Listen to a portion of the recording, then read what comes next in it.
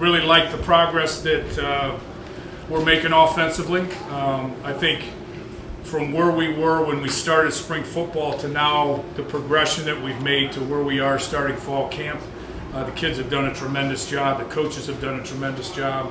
And we're a lot farther along than we were in the spring. Are we as far along as we need to be ready for what comes ahead? Probably not, but we've got a few more practices here to make sure that becomes a reality. I love the work ethic. I love kind of the grit and the toughness that the guys are competing with, and we'll see where that leads us. But very positive first couple of days for us offensively. Mike, you mentioned you don't have a lot of time. Can you outline the goals of fall camp?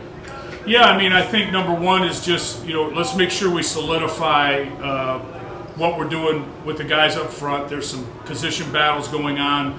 Let's make sure our overall offensive knowledge of what we're doing offensively, down to the fine details, becomes a little bit more inside of us and in our hearts, and it's not just in our heads assignment-wise, but we know the scheme, we know how to adjust it, we understand it even that much more. And then I think, just developing what our identity is going to be offensively. What is that? I'm not quite sure exactly what that is yet. I mean, I have an idea of where I think we're headed, but the guys and the way they execute and the way that they play will dictate ultimately what we look like when we line up and play. Another fall camp for you. What is reinvigorating you this season And just being here is a blessing every day.